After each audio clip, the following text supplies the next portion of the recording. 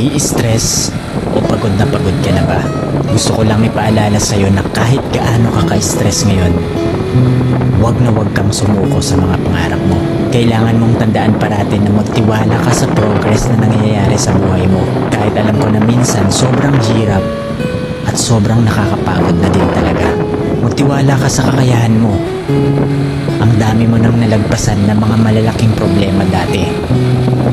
Ngayon ka pa ba susuko? Patuloy ka lang na lumaban.